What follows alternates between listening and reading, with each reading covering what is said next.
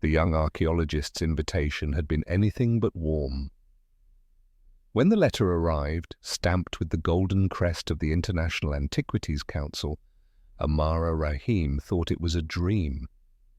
She'd spent her life clawing her way into the world of archaeology, taking night shifts, cataloguing artifacts, volunteering on unpaid digs, studying by flickering lamplight in her cramped Cairo apartment. The invitation to join a team exploring the Great Pyramid of Giza was the pinnacle of her aspirations, but reality cut sharper than any desert wind. From the moment she stepped onto the site, Dr. Victor Harlan, the excavation's celebrated leader, made it clear she was an outsider. He was a tall, silver-haired Brit with a reputation for dazzling television audiences and belittling junior staff. "Assistant Rahim," he drawled when she introduced herself, refusing to use her proper title. "We needed extra hands for cataloguing. Just don't wander where you're not supposed to." The sting in his tone was deliberate, meant to box her into the role of a note-taker, not a discoverer. She bit back a reply, gripping her satchel tightly. There was no use reminding him she'd published 2 papers on the pyramid's anomalous acoustic structures. To him, she was just a young Egyptian woman in a world still dominated by men like him, men who believed they owned history. The Great Pyramid loomed above them, its limestone blocks glowing under the late afternoon sun. Even after thousands of years, its geometry was perfect, each shadow cast like the stroke of a ruler on the sand. As Amara followed the team through the entrance shaft, she couldn't shake the feeling that the pyramid itself was watching her, its ancient silence both inviting and warning. Inside, the air was thick with dust and the faint scent of stone, long hidden from light. Workers carried equipment down narrow passages, while Victor issued clipped orders. Amara kept her head down, jotting measurements into her notebook, but her mind wandered to the stories her grandmother used to tell, of rooms the pharaohs sealed not to protect treasures, but to hide truths too dangerous for the living. That night, in the makeshift camp by the excavation lights, she overheard Victor speaking to the sponsors over a satellite call. His voice was low but sharp. "The chamber we detected last month isn't significant, likely a structural cavity. We'll stick to the planned route for the cameras. The public likes predictability." Amara's pen froze mid-note. Chamber? Detected? Why had no one mentioned it to her? The next morning, she worked in silence, measuring a row of limestone blocks in the grand gallery. That was when she noticed something peculiar. One block bore chisel marks far older than the surrounding stones, and the mortar at its edges was rough, as if hastily sealed. Her pulse quickened. She placed her palm against the stone. Cool. Too cool for the air around it.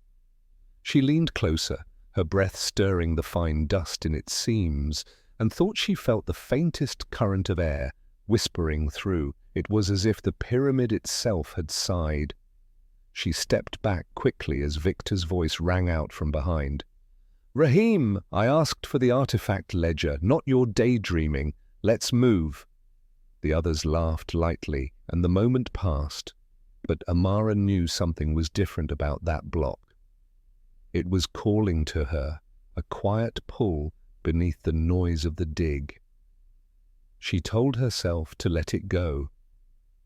But in the deepest part of her mind, an unshakable truth had taken root. She had not been invited here by luck alone. And the stone was waiting for her to prove it. If you're enjoying this story of justice and hidden strength, don't forget to subscribe to the channel to find out how a simple act of prejudice turned into the most valuable lesson of Dr. Victor Harlan's life. The desert wind howled outside as she packed up her notes, but her mind stayed fixed on that single block, its whisper buried in the weight of centuries. The night ahead would offer her a choice, and she knew she wouldn't be able to resist the call. Amara couldn't sleep. The camp was quiet except for the occasional rustle of canvas in the wind and the muffled clank of a guard's boot against the gravel. She lay on her cot, staring at the pale outline of the pyramid against the star-choked sky, her mind replaying the feel of that limestone block beneath her hand. The air that had seeped through, it hadn't been her imagination, she was certain of it. The next day, the team descended into the king's chamber, hauling scanners, tripods, and lighting rigs. Victor commanded the room like a director on set, gesturing for the cameraman to capture his analysis, while his assistants dutifully recorded pre-rehearsed measurements. It was a show, Amara realized, a performance for the sponsors, not the pursuit of truth. She moved to the side, pretending to check the inventory list, when her eyes caught another oddity. Along the upper courses of stone, a faint shadow line ran where no shadow should be. She narrowed her eyes. The angle of the block wasn't quite aligned with the rest. Could it connect to the anomaly she'd seen in the Grand Gallery? "Dr. Harlan," she ventured cautiously, "have we mapped the ventilation shafts fully? I noticed some structural irregularities that—" "Leave structural analysis to the engineers, Miss Rahim," he interrupted, his smile tight. "Your talents are better suited to cataloguing pottery shards and transcribing inscriptions." Heat flared in her chest, but she forced herself to nod and retreat. He wasn't interested in anomalies, only in confirming his own theories.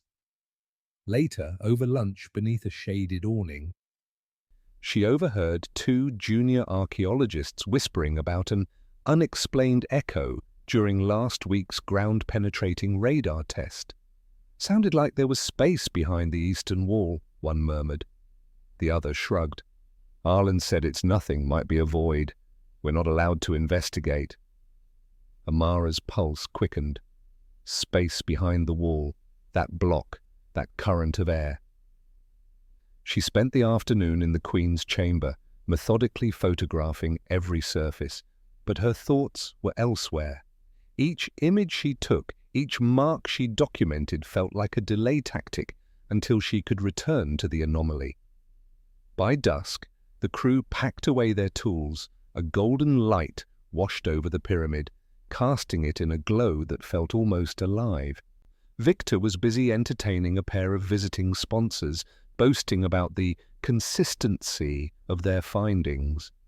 No one noticed Amara slipping back into the Grand Gallery, her flashlight beams slicing through the gloom. She stopped in front of the block. Her fingers traced its edge, feeling the rough mortar again.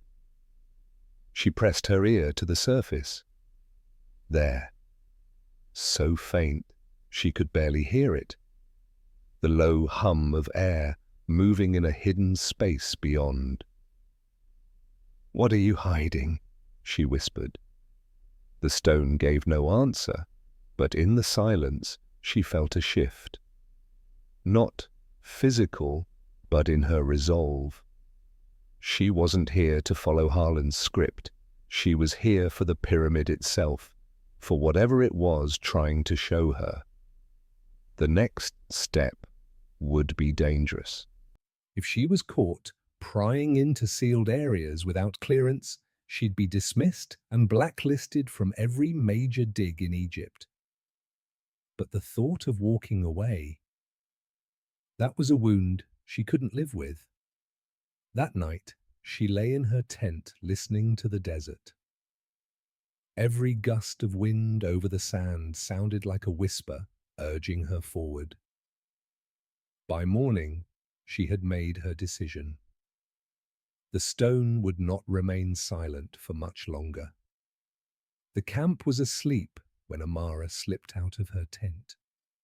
The moon hung low over the desert, washing the sands in silver. Her breath made no sound as she crossed the gravel paths between the darkened research tents, clutching the small toolkit she'd hidden under her cot. Every step toward the pyramid felt heavier, as if some invisible hand was warning her back.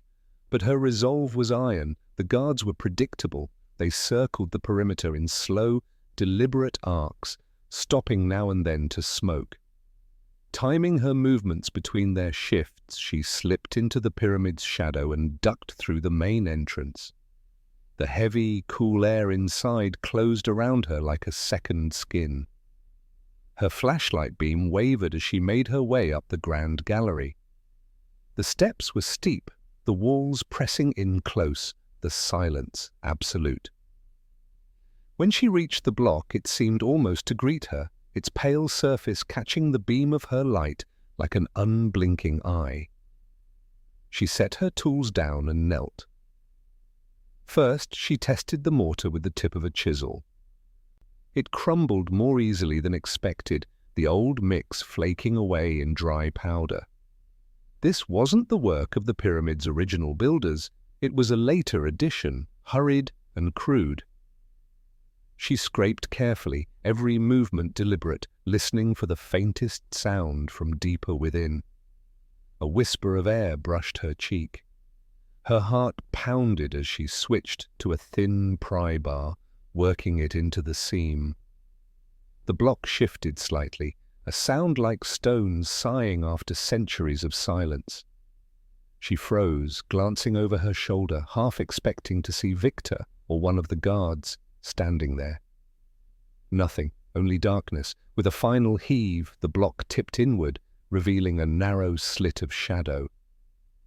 Cold, stale air poured out, carrying a scent so ancient it seemed to bypass her nose and settle in her bones, a mix of dust, stone, and something faintly metallic. She squeezed through, her shoulders brushing the rough edges. Beyond lay a low corridor, the ceiling pressing so close she had to stoop. Her flashlight beam revealed dust, untouched by any footstep. The walls were bare limestone, but here and there, faint scratches marked the surface. Not hieroglyphs, but something older, more primitive. The passage turned sharply, ending in another wall. Her stomach sank. Had she reached a dead end? Then her light caught it. A hairline seam in the stone, forming a perfect rectangle. Her pulse roared in her ears.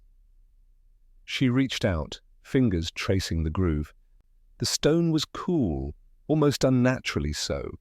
She found no handle, no visible lock, only a series of shallow depressions arranged in a pattern that looked vaguely like a star.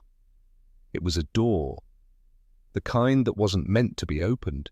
She knew she should go back, report this to the team, but the thought of Victor dismissing it, or worse, claiming it as his own, hardened her grip on the flashlight. She would not leave without seeing what lay beyond. From somewhere deep inside, a memory stirred. Her grandmother's voice, telling the story of the Shadow King, a ruler erased from history for defying the gods. His tomb, the legend said, was hidden where no light could reach, sealed until a worthy soul dared to open it. Amara's fingers hovered over the stone depressions. She didn't know the mechanism, but the pattern, it wasn't random. It matched the constellation Orion, sacred to the builders of the pyramids. She pressed the stones in sequence. There was a soft click, followed by a low, grinding rumble. Dust rained from the ceiling as the massive block began to shift inward, revealing blackness beyond, a darkness so complete it seemed to swallow her beam of light. She took a step forward. Whatever lay inside, it had waited millennia for this moment. And so had she. The darkness beyond the door was absolute, the kind that seemed to drink the light from her torch. Amara hesitated on the threshold, her breath quickening. The stale air that rolled out was colder now, carrying a faint, metallic tang that clung to the back of her throat. She took one slow step inside, her boots sinking slightly into a floor coated in centuries of dust. The beam of her flashlight swept over the walls and froze. Hieroglyphs. But not the kind she'd spent years studying. These were strange, cramped and harsh, the lines cut deep and sharp as though made in anger. The figures were unfamiliar, elongated forms crowned with jagged shapes, their arms raised in postures of defiance. She moved closer, tracing a line of symbols with her fingers. They told no story she recognized, but their arrangement suggested secrecy, perhaps a warning. Her light caught something else, a large, circular carving on the far wall, its surface inlaid with faintly gleaming gold leaf. At the center, a single eye stared back at her, surrounded by rays like a sun. But the iris was inverted. Instead of radiating light outward, the rays curled inward as though devouring it. The hairs on her arms prickled. Victor's voice, smug and dismissive, echoed in her mind. Leave structural analysis to the engineers. If he saw this, he would either dismiss it entirely or twist it into something that fit his narrative. This felt older than dynasties, older than the pharaohs themselves. She noticed more carvings along the lower walls, a procession of figures kneeling before a seated king whose face had been deliberately chiseled away. Every depiction of him, gone, erased. The Shadow King. Her grandmother's stories surged forward in her memory. A ruler who defied the gods, sealing away forbidden knowledge to protect or curse those who came after. The myths said his name was removed from all records, his image struck from every wall, his tomb hidden where only the truly desperate or the truly destined would find it. Amara's heart pounded. Could this be him? Her beam caught a glint on the floor. She crouched, brushing away dust until her fingers found cool metal, a chest, its surface engraved with the same inward-turning sun. The clasp was simple, no more than a loop and pin, yet, when she touched it, the metal was icy, as if it had never known warmth. She hesitated. Every instinct told her that opening it would change everything. A sound broke the silence, a faint scrape, like leather on stone. She spun around, the beam of her flashlight slicing through the dark corridor. Nothing. Only the oppressive stillness of a room sealed for millennia. And yet, she was certain she was no longer alone. Her breath caught. Somewhere in the shadows she thought she heard it. A whisper. Faint, unintelligible, but rising and falling like a voice carried on a wind that shouldn't exist down here. Her grip on the flashlight tightened. She turned back to the chest. The whispering faded, replaced by the pounding of her heartbeat in her ears. She slid the pin free, the metal sighing softly, almost in relief.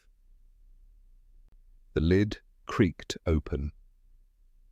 What lay inside was not treasure, not in the way the world would expect.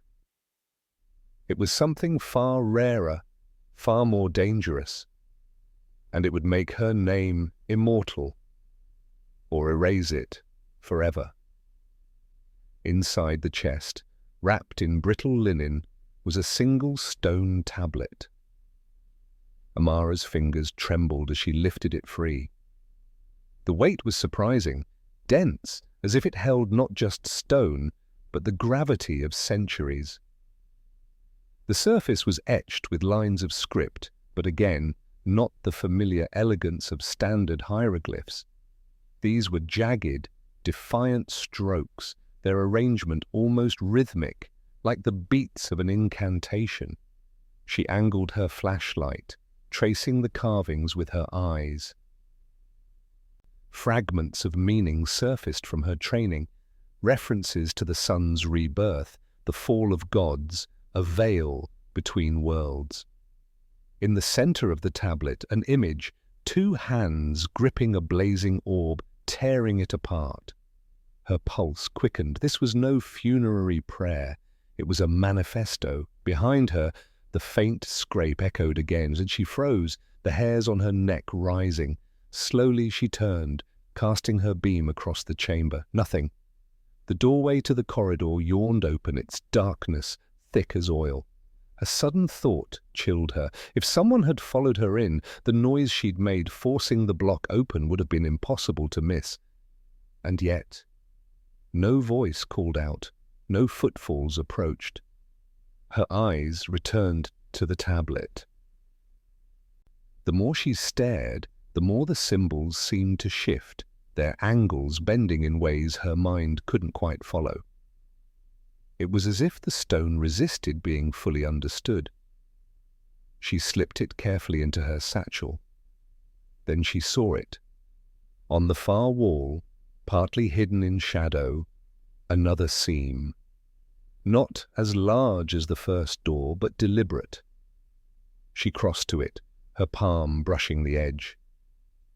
The stone was warmer here, and beneath it, she thought she heard a faint, rhythmic beat. A heartbeat? Her own quickened in answer. She examined the seam and found, just as before, a pattern of shallow depressions. This time they formed a spiral. She pressed experimentally, and something deep within the wall shifted. The panel swung inward with a whisper, revealing a small, narrow alcove. Inside, on a raised pedestal, lay a mask. It was wrought of hammered gold, but tarnished with age, its features strange, half regal, half inhuman. The eyes were elongated, the mouth slightly curved in an expression that was neither smile nor sneer. Down its center ran a single deep crack. Amara stepped closer, the beam of her flashlight catching the glint of tiny inlays, lapis, carnelian, turquoise. Symbols etched along the brow matched those on the tablet. She reached out, her fingertips grazing the cool metal. A sharp clink echoed from the corridor behind her. She spun, her light flashing over the doorway. A figure stood there. Victor Harlan. His face was half hidden in shadow, but the smirk was unmistakable. "Well," he drawled, stepping into the chamber, "it seems our little assistant has been busy." Her stomach sank. He'd followed her. Victor's eyes dropped to her satchel. "You've found something, haven't you? Something important. Hand it over." Amara tightened her grip on the strap. "This doesn't belong to you." "On the contrary," he said smoothly, stepping closer, "everything found here belongs to the expedition, and I lead the expedition." The golden mask glinted in the corner of her vision. The tablet weighed heavy at her side. Between them, a choice formed, a choice that could decide not only the fate of her discovery, but the truth itself. Amara's back was to the pedestal. Her satchel pressed to her hip, as if the tablet inside might somehow shield her from Victor's presence. He stepped further into the chamber, his flashlight cutting harsh beams across the gold inlays, making the shadows twitch along the walls. "Do you have any idea what you've just done?" he said, his tone more calculating than angry. "That block was sealed for a reason. You could have destroyed priceless context." "You mean stolen priceless context?" Amara shot back, her voice low. "You knew about this chamber weeks ago. You told the sponsors it was insignificant. Why? So you could keep it for yourself. Victor's smirk thinned into a blade. "You wouldn't understand the politics of this field, Rahim. The wrong revelation can erase a career. Yours, mine, everyone's. This tablet, this mask. These are not the sorts of discoveries you hand over to the public. They're the kind you control." Her eyes flicked to the mask. Its cracked surface seemed almost to pulse in the light, the strange, inward-turning sun etched into its brow as though it absorbed every beam. The tablet in her satchel felt heavier by the second. "You're not taking them," she said, the words surprising even her. Victor's laugh was short, humorless. "Do you think anyone will believe you? You broke into a sealed section without authorization. You'll be lucky if you're not escorted off-site by police before sunrise." Something in her chest hardened. "Maybe, mate. But if these are connected to the Shadow King, then this is bigger than you, or me, or your reputation. It belongs to history, all of history."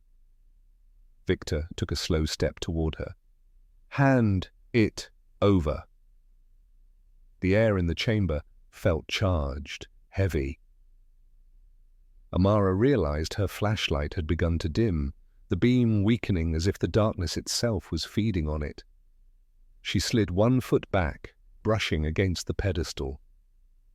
Her fingers found the mask again, cold, almost wet to the touch. The whisper returned. It was clearer now, threading into her thoughts without passing through her ears. "Do not let it be taken." Her breath hitched.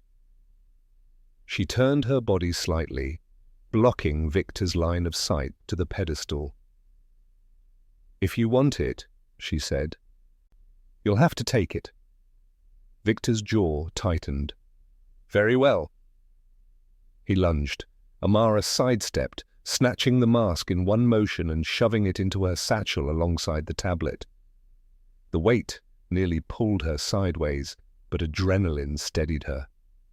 She sprinted for the corridor, Victor's curses echoing behind her. The narrow passage seemed to stretch endlessly, the sound of her own heartbeat loud in her ears. Dust swirled in her wake as she ducked through the slit where the first block had been. She barely paused to shove the block back into place, sealing the entrance before Victor reached it. For a moment, she leaned against the stone, chest heaving. The pyramid was silent again. Too silent. In the dark, she tightened her grip on the satchel. Somewhere deep inside, she knew that whatever she carried now was more than just gold and stone. It was a truth that had waited thousands of years to be found, and it would not be surrendered easily. The climb out of the grand gallery was a blur, hands scraping against rough limestone, legs burning with the strain. Amara moved with a speed she didn't know she possessed, her satchel clutched tight against her side. Every shadow seemed ready to reach for her. Every echo a reminder that Victor could be just a step behind. When she finally burst into the open air, the chill of the desert night hit her like a slap. The camp lay quiet, the tents dark, except for one. Victor's. A faint light glowed from within, casting his tall silhouette against the canvas wall. She didn't slow to study it. Instead, she darted around the outer perimeter, heading toward the smaller supply tent where she knew she could hide. Inside, the smell of canvas and dust filled her lungs. She crouched between stacked crates, heart hammering, and only then allowed herself to pull the mask from her bag. Under the dim beam of her flashlight, its cracked surface seemed almost alive. The inlaid stones caught the light in strange ways, lapis shifting into deep indigo, carnelian bleeding into black. The carved, inward-turning sun on its brow seemed to swallow the beam entirely. The whisper came again, not from outside, but from inside her head. What was taken must be returned. She jerked back, nearly dropping the mask, her breath clouded in the cold air. "Returned where?" she whispered aloud, before realizing she'd spoken. Silence answered her. But as she stared into the mask's hollow eyes, an image bloomed in her mind, a chamber different from the one she had found. Smaller, lined with niches, the air thick with incense. And at its center, a sarcophagus carved from black basalt, its lid marked with the same devouring sun. The Shadow King's tomb. She didn't know how she knew it, but she did. And somehow the mask and the tablet belonged there. Her thoughts were cut short by the sound of boots crunching gravel. She doused her flashlight, clutching the satchel tight. A shadow moved past the tent flap. Victor, his voice low, speaking to someone in urgent tones. "Search every section. She can't have gone far. And if you find her..." His words faded as he moved away, but the threat in his tone lingered in the air. Amara's mind raced. She couldn't keep the artifacts here. If Victor got his hands on them, they would vanish into private collections or secret archives, their meaning twisted or buried entirely. But leaving the site without passing the guarded gates was nearly impossible, unless... Her gaze landed on a narrow supply shaft at the back of the tent where small equipment crates were rolled in from trucks. Beyond it lay a tangle of unlit storage corridors and, eventually, the open desert. She had one chance. Pulling the satchel strap tighter across her chest, she crawled toward the shaft. The cold night air brushed her face, carrying with it the scent of sand and freedom.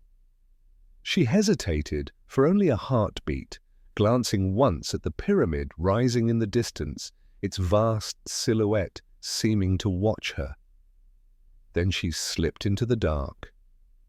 The desert stretched before her, silent and endless. Somewhere beyond the horizon, she would find the tomb. And when she did, she would return what had been taken, not just for history, but for the truth that had waited too long in the shadows. 2 months later, the world knew her name. Amara Rahim sat at a long oak table in the Egyptian Museum in Cairo, sunlight streaming through high arched windows onto the artifacts before her. The golden mask and the stone tablet lay inside a glass case, each labeled with her name and the date of discovery. Reporters had called it one of the most important finds of the century. Historians were still debating whether the Shadow King was a myth or a ruler erased from history. But none of them knew the whole story. Victor Harlan had been removed from the expedition within a week of her return. His attempts to claim credit had crumbled under the weight of her photographs, her detailed field notes, and, most damning, the witness accounts of workers who had overheard him ordering the hidden chamber ignored. The sponsors had been furious, and his reputation, once burnished by television specials, was now tarnished beyond repair. For Amara, the weeks after her escape into the desert had been a blur of danger and resolve.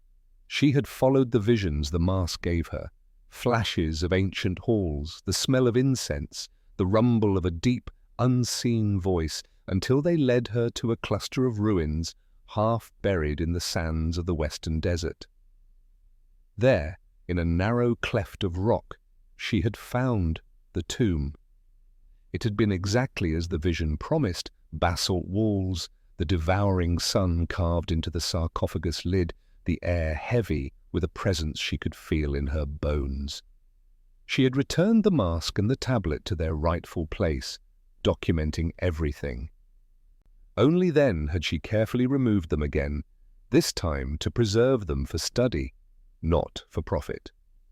Now, as she stood before the glass case, she could almost hear the whisper one last time.